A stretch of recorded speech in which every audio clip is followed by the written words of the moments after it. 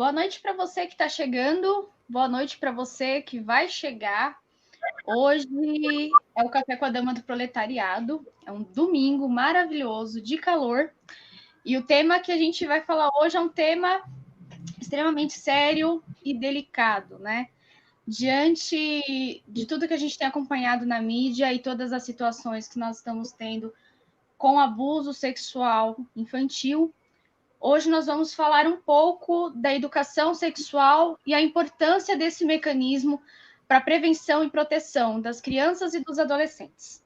Nós convidamos para essa noite a doutora e professora Silvia Moraes, que já vai se apresentar para vocês.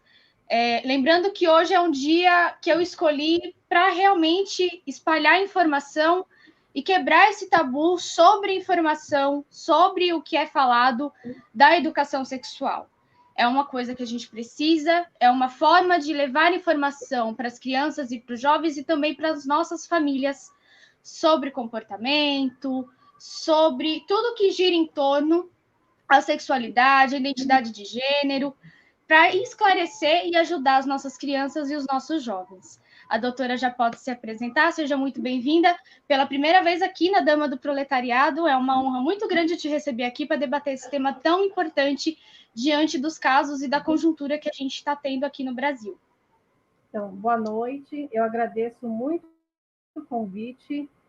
A sexualidade e a educação em sexualidade é a minha área de estudo, é a minha área de pesquisa, então eu já venho há alguns anos estudando o comportamento das pessoas, porque aderem à educação sexual e também porque não fazem adesão a uma prática tão importante. E esses momentos de discussão, eles são fundamentais para a gente quebrar uma série de mitos e tabus que existem em torno desse tema, né?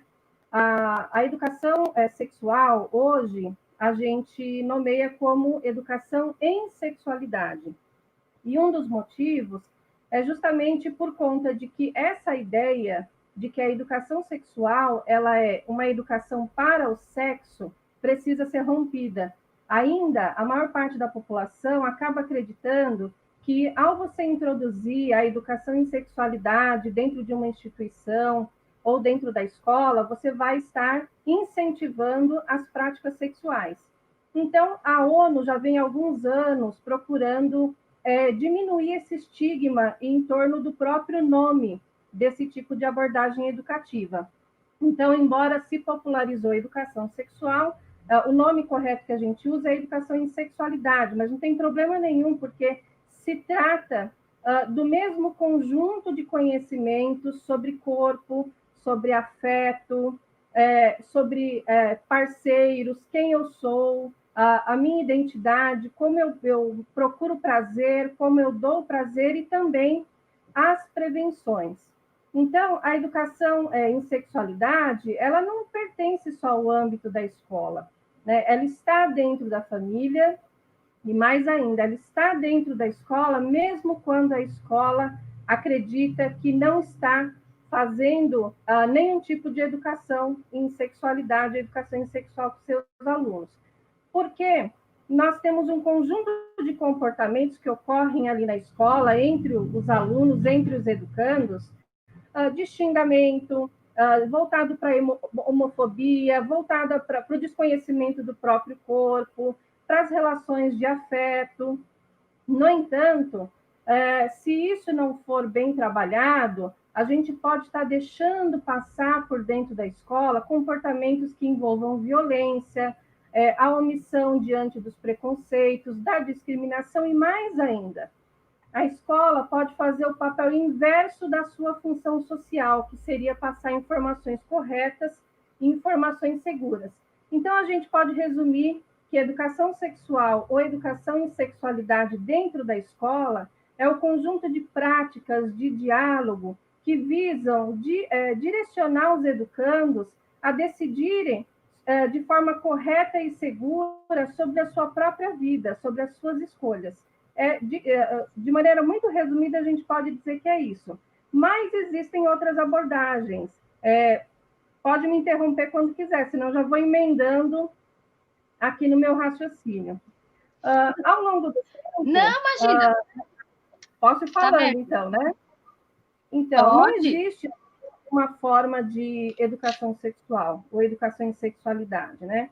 Existem algumas formas que já foram comprovadas que não são eficazes e que ainda perduram dentro da própria escola, dentro da própria concepção da família e de algumas instituições. Então, há alguns anos atrás, quando a gente falava, oh, vou ter aula de educação sexual, era sempre voltado para um professor de biologia, para um professor de ciências, ou no quinto ano, quando chegava na última unidade do livro didático, que aparecia lá o sistema reprodutor. Então, o que as professoras geralmente faziam nessa fase?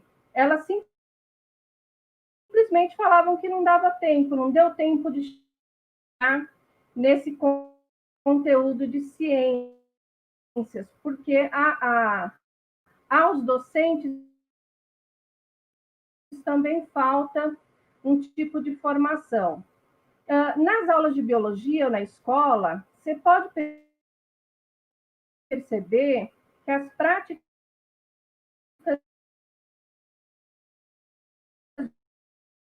de educação em sexualidade, elas são por uma questão que é voltar para as infecções sexualmente transmissíveis, HIV e AIDS. Então, se o educando sabe que para essa prevenção ele tem preservativo, isso seria suficiente. Ou uma gravidez na adolescência.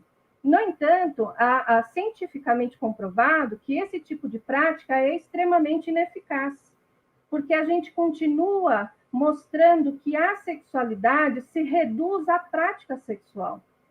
A gente não fala de afeto com o aluno, a gente não fala do respeito ao seu próprio corpo, que é aí o grande ponto de prevenção contra a violência sexual contra crianças e adolescentes, que é eu conheço meu corpo, eu conheço os limites do meu corpo, então eu também conheço os limites do corpo do outro, eu entendo o meu modo de ver os afetos, o que eu gosto de carinho, então é mais do que isso.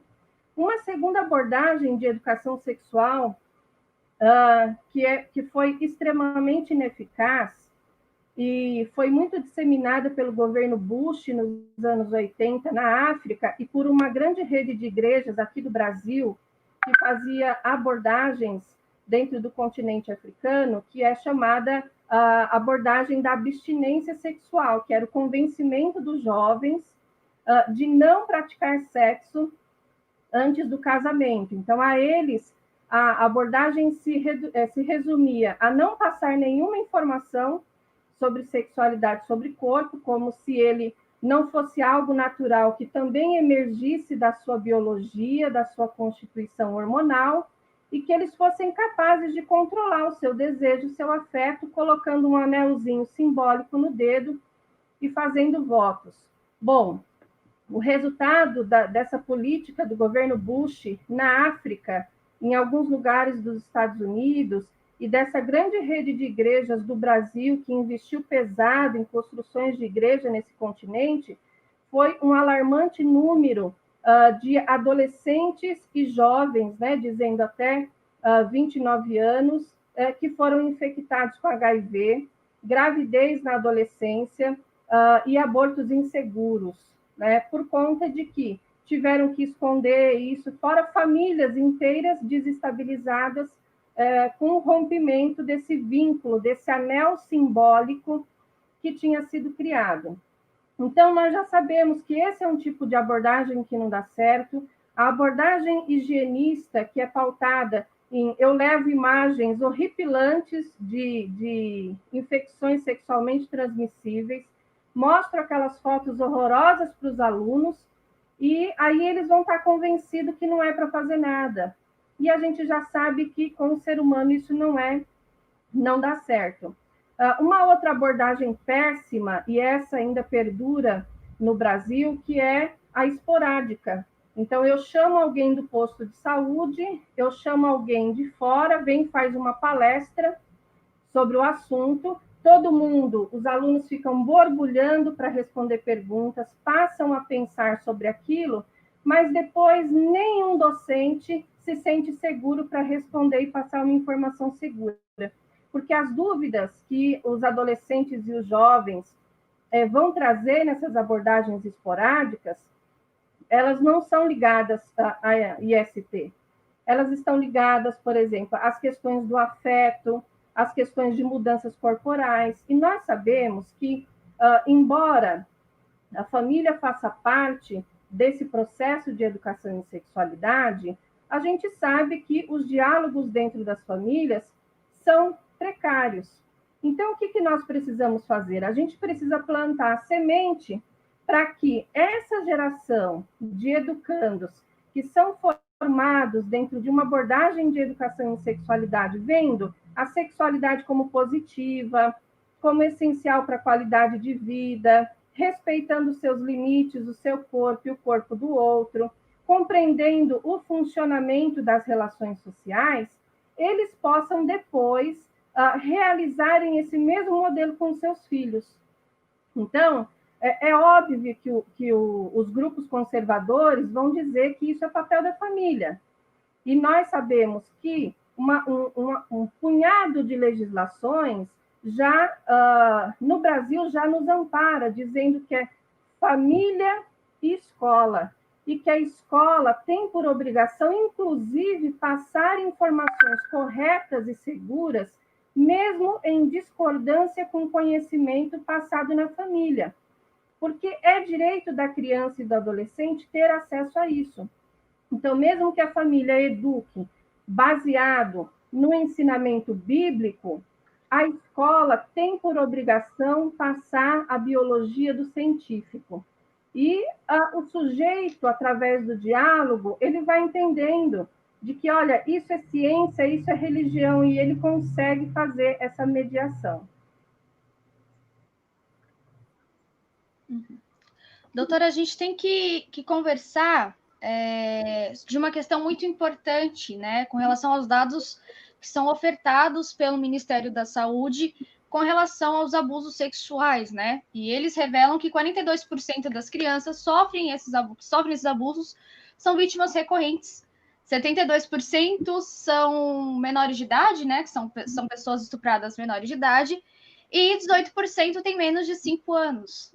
E aí a gente entra na questão novamente da educação em sexualidade dentro das escolas e o seu papel, né?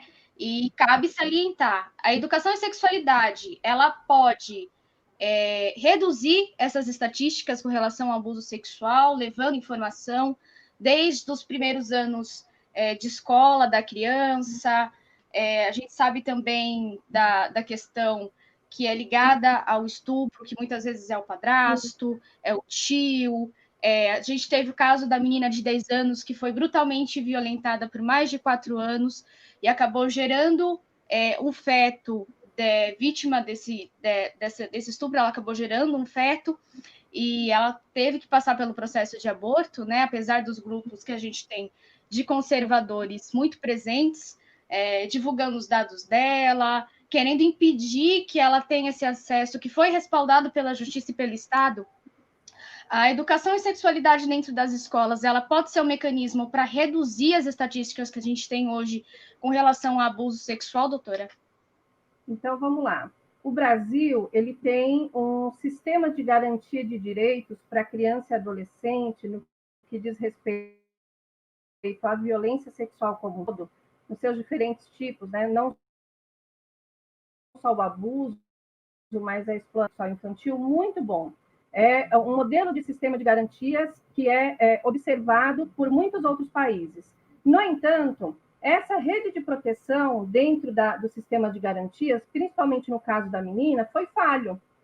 Foi falho porque esse não era um caso para se tornar público, né? Teve um desrespeito muito grande em relação à identidade, ferindo o Código Penal, o Estatuto da Criança e Adolescente, as próprias legislações em torno do que garante a rede de proteção. E aí eu acho que a gente precisa dizer para a população o que realmente vai acontecer quando as famílias e a escola puderem tratar com mais tranquilidade a educação em sexualidade. Esses números não vão diminuir, esses números vão aumentar. E eles vão aumentar em grande escala, porque a gente tem um número muito maior de violências que estão acontecendo, mas estão subnotificadas. A gente tem um número maior de violências que estão ocorrendo e não estão sendo denunciadas. Então, o processo que nós vamos viver é o processo inverso. Esses números tendem a crescer, assim como foi com a Lei Maria da Penha. Então, a gente acha que está aumentando a violência, mas não é isso. O que está aumentando é o nível de conscientização de que aquilo era uma violência. Então, as pessoas começam a ter acesso a esse conhecimento e é isso que a gente quer. Então, os números não vão abaixar, os números vão crescer. No entanto, em ciência, a gente diz, a longo prazo, a gente agora está tratando o sintoma. A longo prazo, a gente vai tratar a causa. É como se a gente fosse nos aprofundando, até que isso, de fato, fosse diminuindo. Como é que a gente pode fazer isso para as mães, para as tias, para as avós, para os pais, para os tios, para os irmãos que estão assistindo essa live? Onde que a gente pode começar? A gente não precisa esperar os 4 anos da idade obrigatória para ensinar para as crianças os nomes corretos da parte do corpo, por exemplo, né? Você falou um número muito grande de crianças que estão ali até a idade de 5 anos, extremamente vulneráveis na mão de muitos adultos, que é a idade justamente em que ela tem um vocabulário reduzido, em que ela está... E por que é tão difícil detectar nessa idade? Você também falou um dado, são pessoas próximas da família, porque há uma confusão entre o afeto que tem sobre aquela pessoa, porque geralmente é uma pessoa próxima, então ela conhece as limitações, ela conhece as dificuldades, ela conhece os gostos da criança, ela sabe o que a criança não sabe, ela conhece os medos, então se torna uma presa vulnerável. Eu digo para você que foi desenvolvido um grande programa, um dos mais importantes, pela Rainha Silvia, que foi o programa de escuta de crianças em situação de violência sexual.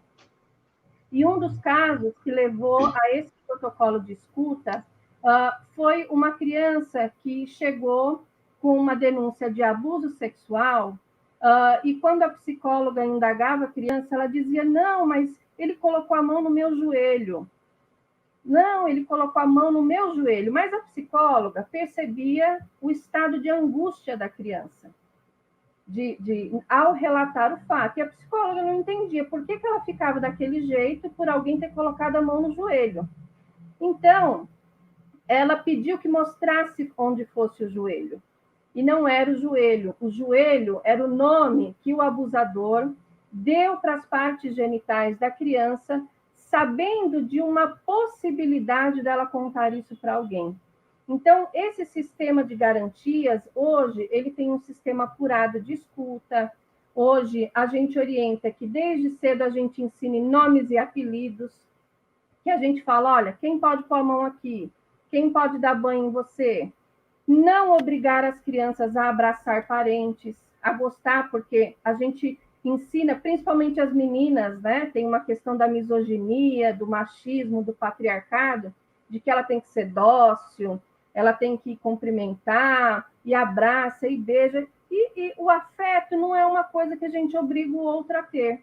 Então, por que não conversar com isso sobre as crianças? E na escola, as crianças estão indo cada vez mais cedo. Então, a creche é um lugar privilegiado para tratar dessas questões.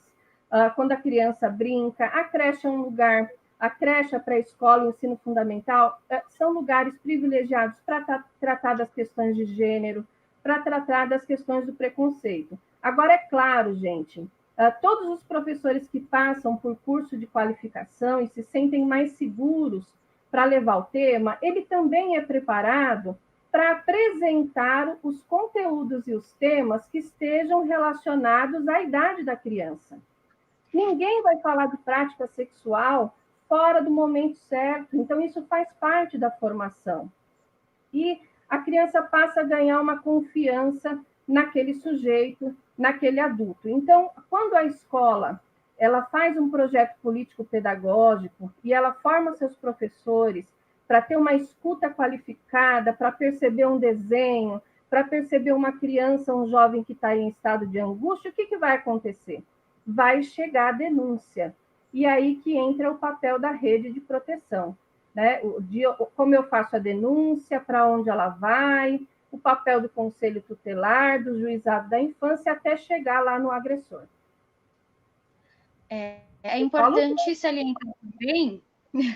Maravilhosa. As pessoas estão elogiando você aqui, elogiando a live. A Cássia Gomes está aqui, Rita Galdino, Ana Paula Reis, Pamela Regina também está aqui, Vanderlei de Jesus. Ótima noite, dama. Muito obrigado, querido. Gleice Lopes também está aqui, a Fernanda, Thaís Martins, boa noite, querida. A Rosângela Alves também está aqui, o Luiz Fernando Prado, que é uma pessoa maravilhosa, um jornalista, escritor incrível, também está aqui com a gente.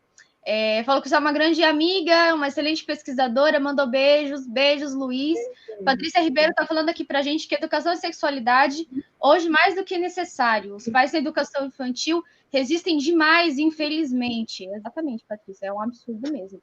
Rita Galdino também está aqui, que deve ser ensinado às crianças o mais cedo possível. E a Cássia Gomes, uma grande companheira, fala para a gente que a questão do abuso sexual, né, a vítima do abuso sexual, ela sempre se sente culpada. No caso de crianças é ainda mais complicado, pois elas, justamente pela falta do conhecimento, elas demoram a identificar a orientação e a educação é o melhor caminho.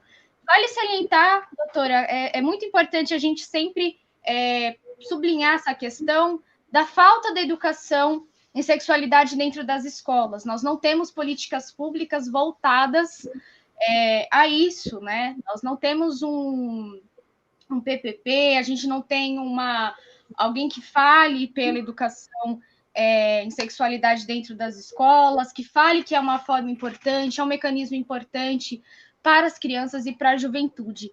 Na visão da senhora, como que você vê? É a falta de políticas públicas? São os mecanismos que não são usados direito dentro do governo? Como que você vê a falta desse mecanismo, dessa questão importante que é a educação e sexualidade dentro das escolas, né? A falta dela, como que você vê isso? Eu vou começar respondendo a sua pergunta do inverso, porque como tem muitos professores participando, é interessante salientar que o que não, na verdade, não atrapalha. O que não atrapalha é esse escândalo todo de fake news, é essa patrulha ideológica que criaram em relação ao tema, e a gente já percebeu que não é de fato isso que atrapalha com que esse assunto chegue de fato na escola. Então, a gente não pode dizer que é uma ausência de política pública, a gente também não pode dizer que é uma falha no sistema de garantias, mas um conjunto dessas coisas, articuladas ainda com algo que a gente vem discutindo há muito tempo, que é uma discussão mais séria, mais sistematizada, dos cursos de pedagogia, dos cursos de licenciatura. Então, as universidades públicas ainda conseguem colocar disciplinas optativas para isso. Nas universidades particulares, a gente consegue fazer cursos de férias e tal. Então, a gente já percebeu que o professor ele não tem medo desse patrulhamento ideológico, desse conjunto escandaloso de fake news e perseguição que se fazem aos docentes. Mas ele tem certa insegurança, porque ele se reconhece como um sujeito que vai fazer mudanças. No caso, por exemplo, de uma boa política pública, eu vou destacar aqui a proposta curricular do município de Guarulhos, que desde e se mantém até hoje e se tornou uma política porque passou de governo a governo esse tema dentro da proposta curricular, incentivando que cada unidade escolar, em sua autonomia pedagógica, possa trazer esse tema para dentro do projeto político-pedagógico.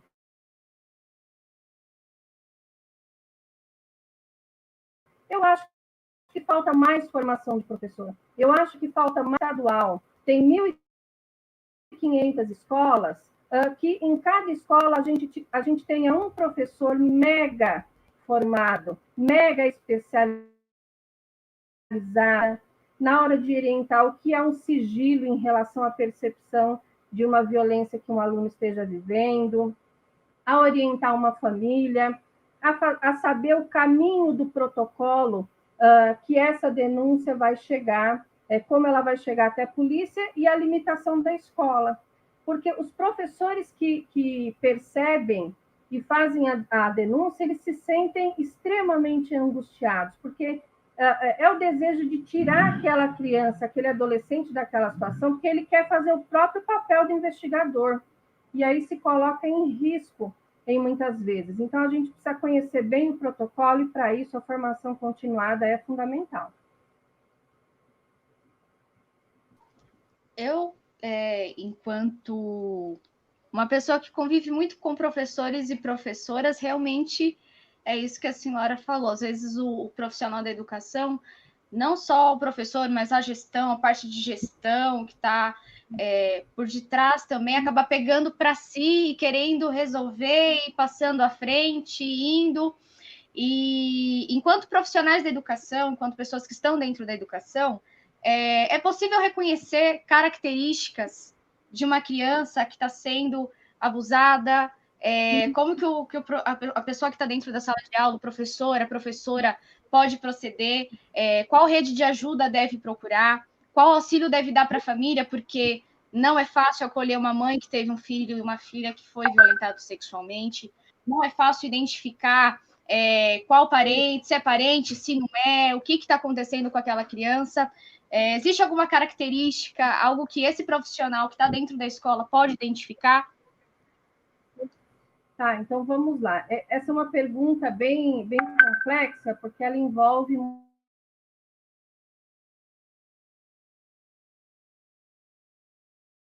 de forma, né? A legislação ela é muito clara no que ela diz que a escola tem o dever de notificar a suspeita de abuso contra criança e adolescente. E aí os professores, muitas vezes a gestão da escola, ela entra num estado de ansiedade, porque ela, como profissionais da educação, ela cabe na suspeita. E quando é que a gente percebe? Uma criança que tem um estado de mudança de humor, então ela fica muito mais retraída. Se essa professora, essa coordenadora pedagógica, ela tem uma escuta mais ativa, então perceber o momento da criança, seja na forma de se vestir, principalmente as meninas, às vezes acabam tendo uma mudança repentina, uma conduta do que a gente chama mais sexualizada.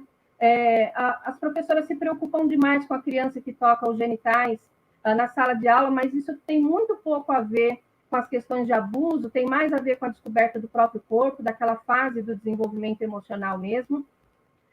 E quando a gente percebe qualquer mudança no comportamento da criança, eu preciso sair, eu preciso conversar com ela num outro espaço, eu preciso me colocar à disposição. E muitas vezes ela não vai me contar na primeira vez, mas ela vai olhar sempre para mim como alguém que deu escuta para ela. E, infelizmente, Dama, a gente às vezes não deve ir correndo falar com a mãe. É difícil a gente ter que falar sobre isso.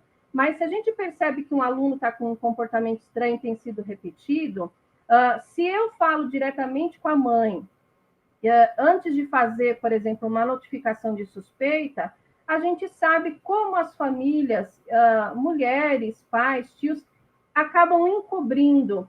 Então, às vezes, a gente levanta a lebre e aí a família muda de escola. E aí a gente perde essa criança, senão ela começa a faltar mais. A gente coloca a criança num estado maior de vulnerabilidade. Então, se a criança me falou algo que se remete a isso, eu notifico a suspeita. Então, eu pego o formulário, vou falar enquanto Prefeitura de Guarulhos, pego o formulário, faço o preenchimento, converso apenas com a gestão da escola, apenas, faço um registro dentro de um livro que fica na diretoria, ele não fica ali público, não é naquele que a criança caiu e machucou a unha, não é naquele, é em um que está lá dentro. Faço em 2 vias, entrego uma no conselho tutelar, entrego outra no setor da secretaria. E aquilo vai caminhar para o conselho tutelar e a nossa parte está feita ali. E eu vou observando essa criança. Qual é o maior erro dentro da escola? A gente acaba cometendo aquilo que nós denominamos de revitimização. Então, eu faço com a criança seja vítima novamente. Como? Porque eu quebro aquilo que a gente criticou bastante no caso da menina de 10 anos, eu quebro o sigilo. Então, eu conto para minha colega de sala, eu conto na sala dos professores. Na sala dos professores, comenta com a cozinheira que mora no bairro. A cozinheira que mora no bairro ficou muito chateada, comentou com a vizinha, que é vizinha da mulher. E aí, uma situação que já aconteceu. A criança passou por esse processo, a escola inteira acabou sabendo, e a gente foi descobrir que a cozinheira da escola dava uma maçã para todo mundo, e quando chegava na criança, ela falava, vem aqui, colocava 3 maçãs.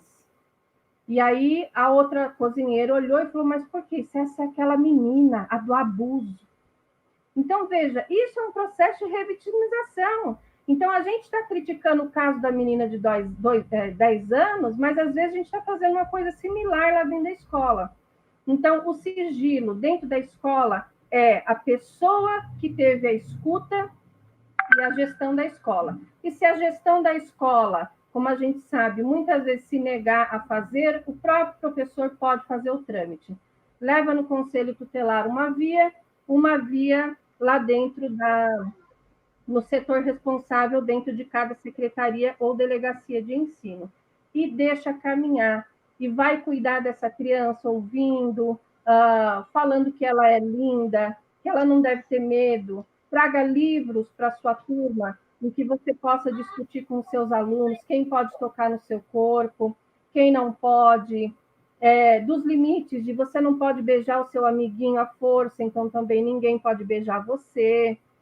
E levando esse assunto para dentro da escola para que as crianças também entendam dos limites afetivos, para mais tarde se tornarem adolescentes, jovens, adultos que saibam dizer não.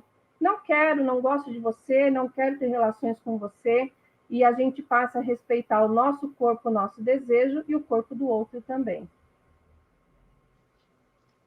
Doutora, o pessoal está falando aqui embaixo, a gente está com a Grace Lopes, ela é vice, e ela fala que realmente a família, a família ela tira essa criança da escola quando a escola toma conhecimento e vai até a família, como a senhora falou, a família acaba retirando a criança da escola justamente para não ter problema.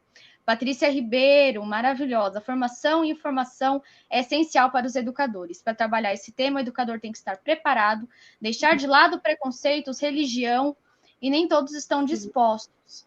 E realmente, às vezes, o íntimo pessoal acaba interferindo nessas questões. Não vou ensinar isso porque é contra o que eu penso, eu não posso fazer desse jeito.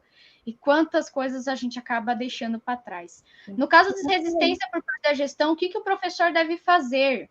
Estão perguntando para você. No caso da gestão, não querer levar para frente os trâmites legais, o que o professor pode estar fazendo? Então, na própria folha em que ele faz, ele escreve os acontecimentos e ele não vai escrever como se ele fosse médico, ele não vai escrever como se ele fosse psicólogo, ele vai escrever a partir do que ele ouviu, a partir do que ele observou. Então, o professor tem muito isso. A gente, às vezes, precisa segurar na mão e falar assim, você não é o psiquiatra, então você não pode dizer que a criança tem TDAH. Você tem que descrever o comportamento. Então, no próprio formulário em que se preenche a suspeita de violência sexual, na última parte, ele deve dizer que, conforme a legislação, ele comunicou à gestão da escola, tal, no dia tal, e que não houve acolhimento da questão, por isso estava fazendo um encaminhamento sozinho. E aí, isso chegando, por exemplo, no setor responsável da secretaria, vai ser acionado a supervisão que acompanha aquela escola, que vai tratar com a gestão da escolar o porquê, ouvir as duas partes, né, nesse sentido, mas mesmo assim o que não pode interromper é o fluxo de proteção da criança. Então, a suspeita tem que andar. Depois as partes vão se resolver entre secretaria, delegacias, diretorias de ensino e a gestão escolar, que pode, inclusive, ser responsabilizada, segundo a LDB e o Estatuto da Criança e Adolescente, se não fizer isso. Teve um comentário, acho que foi da Gleice, falando de que muitas vezes o fundamento religioso acaba impedindo isso, né? Foi a Patrícia Ribeiro, a Patrícia. A Gleice falou sobre ser verdade a família tirar a criança da escola quando a escola acaba percebendo que essa criança está sofrendo algum tipo de violência. Sim, então, a gente percebe, muitos anos formando professores a respeito desse assunto, a gente percebe que é menos religião e mais receio do que ensinar em educação e sexualidade. Porque nos grupos de formação continuada, que a gente tem feito a formação, participam professores de N religiões, N abordagem. E quando eles percebem que não é nada daquilo que um dia falaram para eles, que é mais simples, a religião ela vai ficar fora de fato, como já deveria acontecer. Uma notícia boa, que eu não sei se vinculou aí por vocês, é que aquele famigerado projeto Escola Sem Partido, ele foi anulado em todas as redes, né, legais. Então, em todos os estados, inclusive o fundador, Miguel Najib, já declarou publicamente que ele deixa o movimento, então não tem respaldo nenhum, nenhum estado, nenhum município conseguiu levar à frente de tamanha ilegalidade.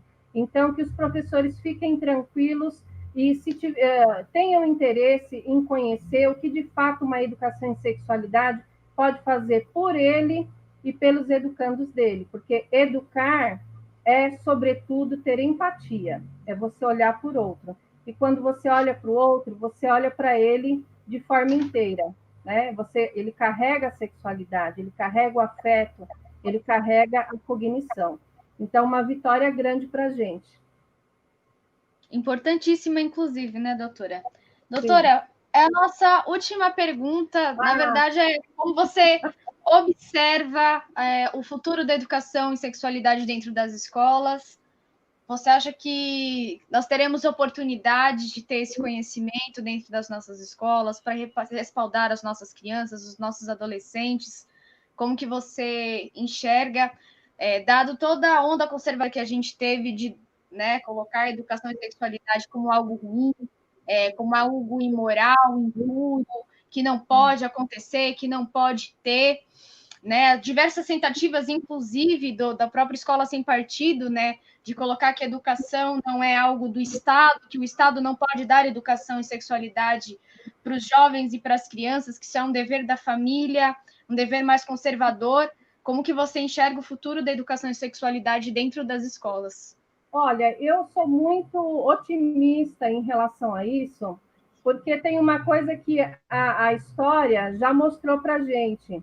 Nunca se falou tanto em liberdade dentro da ditadura, como na ditadura, né? Então, a gente nunca teve um espaço tão grande para discutir essas questões, justamente porque teve uma iniciativa crescente do conservadorismo. Então, o que mais me deixou contente há um tempo atrás foi como a ocupação das escolas estaduais nos últimos anos mostrou que os jovens são capazes de carregar essas discussões. Então, as escolas estavam fechadas, mas o espaço de educação sempre esteve aberto. E em todas as escolas que foram ocupadas, sexualidade, gênero, direitos humanos eram pautas imprescindíveis, mostrando a importância que esses temas têm dentro do currículo. Eu acho que a gente não deve se assustar com o crescente número que vai ocorrer agora em debandada, né, em relação aos abusos sexuais, porque vai aumentar o número de denúncias, então a gente vai ter mais crianças também entrando na rede de proteção, e vamos continuar fazendo pressão para que os sistemas educacionais estaduais, federais e municipais possam, de fato, assumir que a educação em sexualidade é uma política pública, é uma tarefa deles, e que não tem problema nenhum estar vinculado à igreja. No entanto, Estado e igreja já estão separados desde 1700 e alguma coisa. Nós já estamos em 2020. Então, sou otimista, porque cada professor que conseguir formar 30 crianças diferentes, serão 30 famílias formadas de forma diferenciada e com uma mentalidade mais aberta no futuro. Doutora, quero agradecer sua presença. Como faz para te achar nas redes sociais? Facebook, Instagram? Eu não começo, Silvia Moraes, no Insta também.